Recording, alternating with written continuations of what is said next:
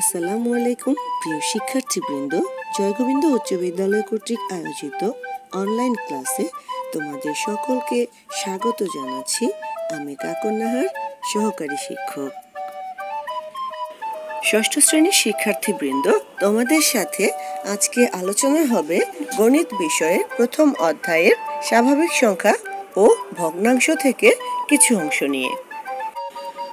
আজকের পাঠ থেকে তোমরা আন্তর্জাতিক রীতিতে অঙ্কপাতন সম্পর্কে জানবে।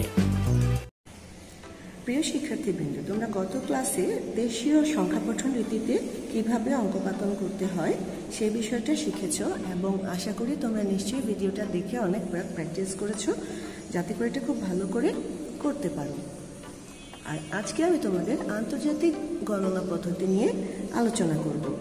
তো এই যে আন্তর্জাতিক গণনা পদ্ধতি, তোমরা একটু লক্ষ্য করো, আমি কিন্তু এখানে আগে থেকে একটা ছক করে নিয়েছি। এই ছকটা তোমাদের বইয়ের 4 নং পৃষ্ঠাতেও আছে। তো যাই হোক, তোমরা এখন একটু লক্ষ্য করো যে এই যে আন্তর্জাতিক পদ্ধতি, এই পদ্ধতিতে তোমরা কিভাবে সংখ্যাটার যে পাতন, অঙ্কের যে পাতন, সেটা কিভাবে করবে। এই পদ্ধতিতে দেখো, আমি ডান দিক থেকে একক থেকে লিখে রেখেছি। এখানে একক, দশক, শতক, হাজার, এরপরে কিন্তু আমরা অযুত লিখিনি। এরপরে দেখো কি লিখেছি, মিলিয়ন লিখেছি, আর এরপরে লিখেছি বিলিয়ন। তাহলে আমরা কিন্তু এখান থেকে একটু ধারণা পেয়ে গেলাম যে আন্তর্জাতিক পদ্ধতিতে যখন আমরা গণনা করব তখন কি হবে। তখন কিন্তু আমরা একক থেকে শুরু করে বিলিয়ন পর্যন্ত লিখব। আর একক থেকে শুরু করে বিলিয়ন পর্যন্ত লিখব, ঠিক আছে। তো এই পদ্ধতিতে আমাদেরকে কিন্তু অঙ্কপাতন করতে হবে কিভাবে। দেখো, একক, দশক, শতক, এই 3টা ঘর এর যে অঙ্কগুলো সেগুলো আমরা দেশীয় রীতিতে পড়ব এবং কথায় লিখব। শতকের ঘরের বাম দিকে যে হাজারের ঘর আছে, তোমরা একটু লক্ষ্য করো যে এই হাজারের ঘরে কিন্তু আমরা 3টা সংখ্যা লিখেছি, 3টা অঙ্ক লিখেছি, 3টা অঙ্ক দিয়ে একটা সংখ্যা তৈরি করেছি। খেয়াল করো, হাজারের ঘরে আমরা 3 অঙ্ক বিশিষ্ট একটি সংখ্যা লিখেছি এবং এই যে সংখ্যাটা লিখেছি এত হাজারই আমরা পড়ব। যেমন আমি এখানে লিখেছি কত, 111। তাহলে আমরা এখানে পড়ব কি, 111ই আমরা পড়ব এবং লিখব কিন্তু 111,000, ঠিক আছে। এরপরে দেখো, হাজারের ঘরের বাম দিকে আছে আমাদের মিলিয়নের ঘর। এই ঘরেও কিন্তু আমরা 3টি সংখ্যা লিখেছি, 3টির বেশি সংখ্যা কিন্তু এখানে লেখা হয়নি।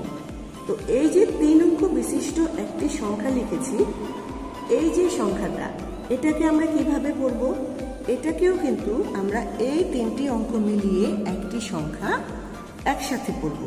যেমন এখানে কি পড়ব, আমরা 111 মিলিয়ন পড়ব। একটু খেয়াল করছো তো বিষয়টা।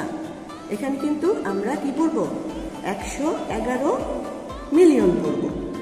আর মিলিয়নের ঘরের বামের ঘর কি আছে, দেখো, বিলিয়ন আছে। এখানে কয়টি সংখ্যা লিখেছি একটু খেয়াল করো তো। এখানেও কিন্তু আমরা 3টি সংখ্যা লিখেছি।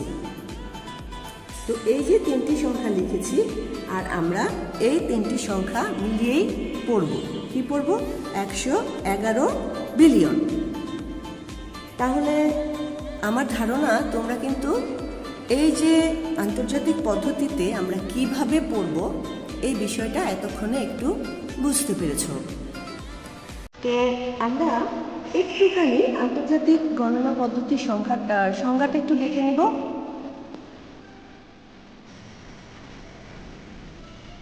তাহলে প্রিয় শিক্ষার্থীবৃন্দ, তোমরা একটু লক্ষ্য করো যে আন্তর্জাতিক গণনা পদ্ধতির সংজ্ঞাটা কি আছে।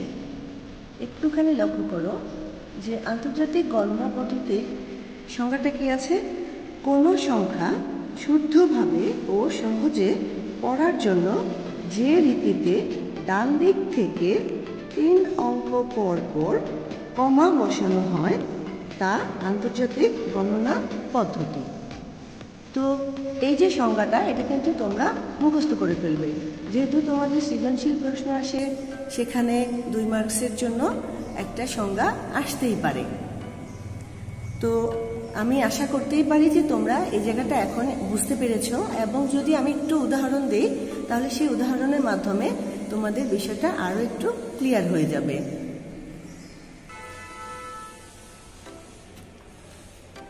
তো প্রিয় শিক্ষার্থীবৃন্দ, তোমরা একটু লক্ষ্য করো, আমি এখানে কিন্তু একটা উদাহরণ লিখে রেখেছি। এই উদাহরণটাতে কি বলেছে? আন্তর্জাতিক পদ্ধতিতে কথায় লেখো। তো এই যে উদাহরণটা লিখেছি, তো এখানে আমরা যখন আন্তর্জাতিক পদ্ধতিতে উদাহরণটা লিখব, একটু খেয়াল করো কিভাবে লিখব। দেখো, আমরা একটু সমাধানটা লিখে নিই।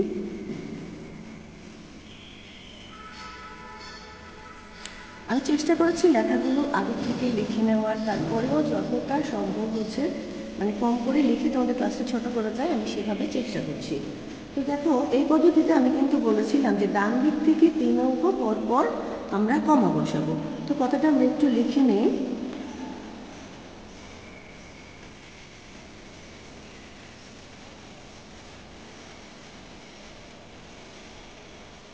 অঙ্ক পর কমা বসিয়ে আমরা পাই।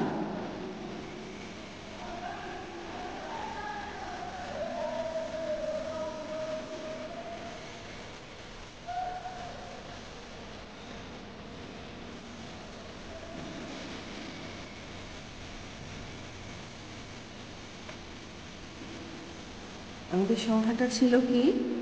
2 0 4 3 4 0 4 3 2 0 0 4। তো একটু লক্ষ্য করো, আমাদের সংখ্যা ছিল কি কি? 2 0 4 3 4 0 4 3 2 0 0 4। তো আমরা এখানে কি করতে চাচ্ছি? আমরা 3 অঙ্ক পর পর কমা বসাতে চাচ্ছি। তো আমরা 3 অঙ্ক পরে কমা বসিয়ে দেখি। 1 2 3, আবার 1 2 3, আবার লক্ষ্য করো 1 2 3। আমরা কিন্তু 3 অঙ্ক পর পর কমা বসিয়ে ফেলেছি। সুতরাং সংখ্যাটিকে কথায় প্রকাশ করলে কি হয় সেটা আমরা এখন একটু দেখব।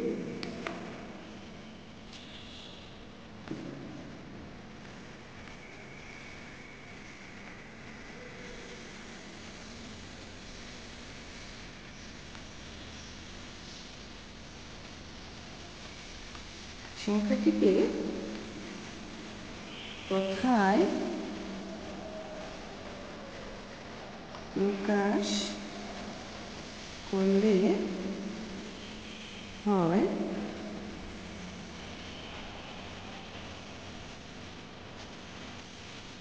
কি হচ্ছে, আমি কিন্তু তোমাদেরকে আগেই বলেছিলাম আমরা প্রথম 3 ঘরে কি করবো? একক, দশক, শতক হিসেবে। তারপরে কি করবো? আমরা পরের যে অঙ্কটা আছে এটাকে কিন্তু আমরা হাজার হিসেবে করব, আর এরপরে মিলিয়ন হিসেবে করব, আর এরপরে বিলিয়ন হিসেবে। তাহলে এখানে আমাদের একক, দশক, শতক হিসেবে যাবে। এই 3টা ঘর আমাদের হাজার হিসেবে যাবে, এবং এই 3টা ঘর যাবে মিলিয়ন হিসেবে, আর এই 3টা ঘর যাবে আমাদের বিলিয়ন হিসেবে। তাহলে আমরা এই 3টা অঙ্ককে কিন্তু একসাথে করব। একসাথে কি করব? আমরা এই 3টে সংখ্যাকে একসাথে করব 204 বিলিয়ন। তোমরা বুঝতে পারছো আমি তোমাদেরকে কি কথাটা বলতে চাচ্ছি? এখানে আমরা এই 3টা সংখ্যাকে একসাথে করব 204 বিলিয়ন। তো আমরা লিখি, এখান থেকে লিখি 204 বিলিয়ন।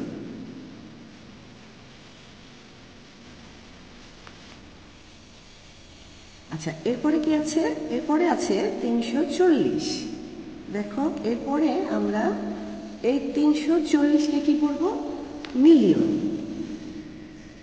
দেখো লিখছি আমি 340 মিলিয়ন।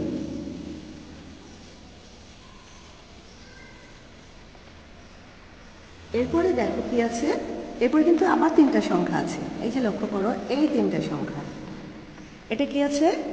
এটা আছে 432। তাহলে এটাকে আমরা কি করব? 432,000।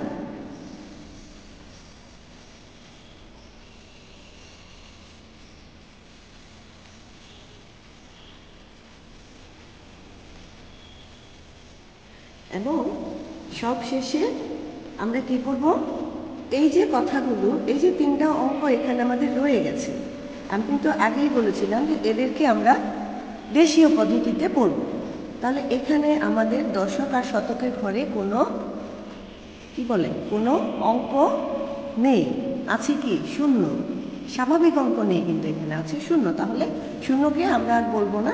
তাহলে আমরা এককের ঘরের যে সংখ্যাটা আছে, অঙ্কটা আছে, এটাকে আমরা ওর সক্রিয় মান বলে দিব। আর ওর সক্রিয় মান হচ্ছে কত? 4।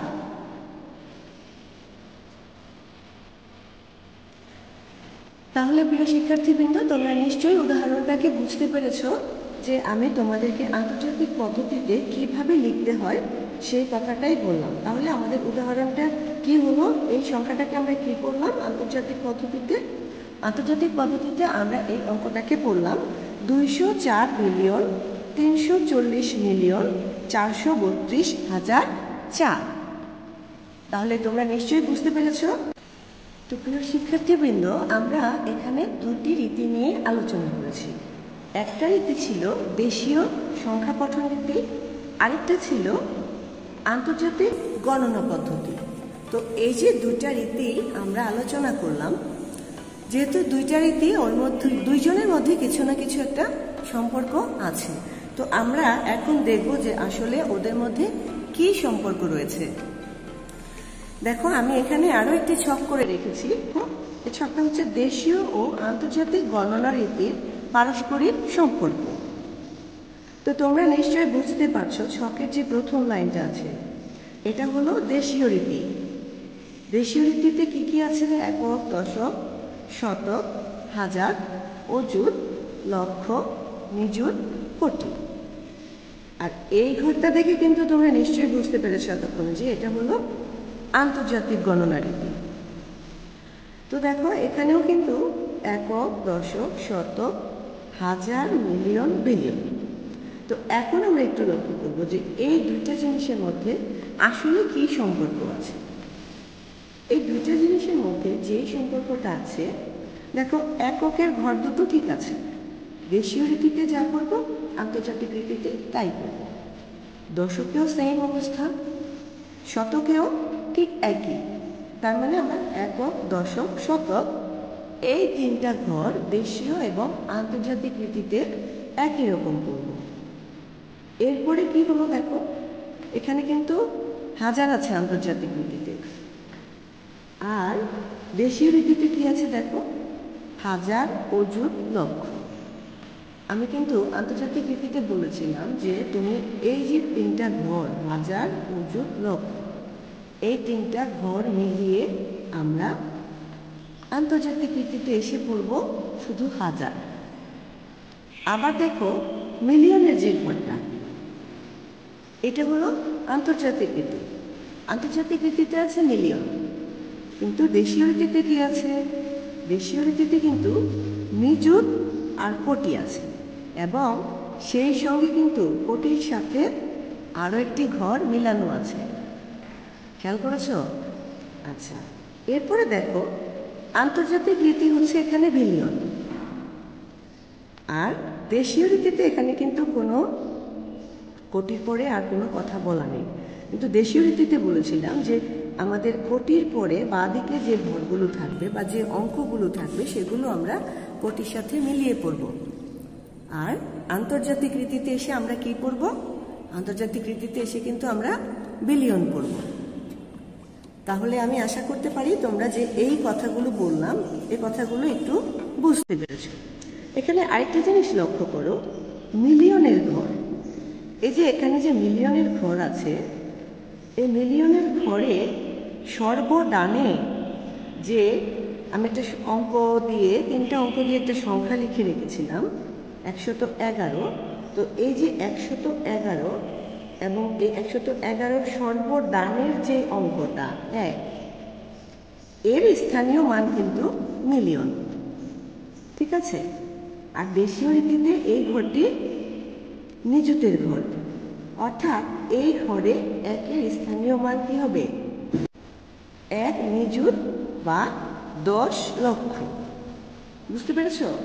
আচ্ছা, তাহলে এখান থেকে কিন্তু আমরা বলতে পারি যে 1 মিলিয়ন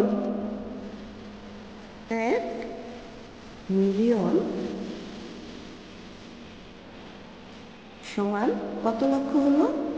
10 লক্ষ। আবার আমরা যদি একটু বিলিয়নের ঘরটা লক্ষ্য করি, বিলিয়নের ঘরে কি আছে দেখো, এখানেও কিন্তু 111 আছে। তো আমরা যদি একটুখানি বিলিয়নের একেবারে সর্বডানের যে সংখ্যাটা আছে 1, দেখো এই যে সর্বডানের সংখ্যা 1, এর স্থানীয় মান কিন্তু 1 বিলিয়ন, মানে এই ঘরটা এর স্থানীয় মান কত? 1 বিলিয়ন। একটু মনোযোগ দিয়ে লক্ষ্য করো, 1 বিলিয়ন।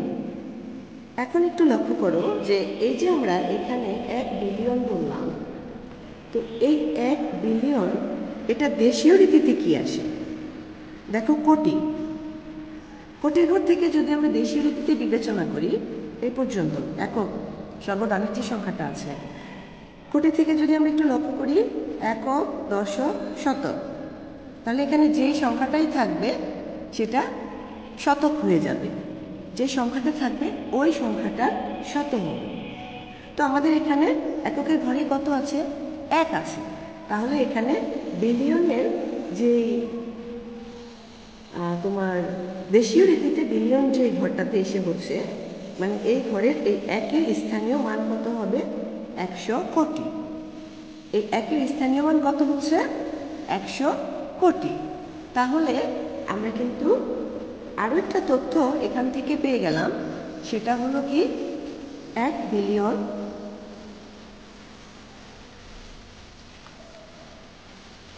বিলিয়ন সমান কত হলো? 100 কোটি।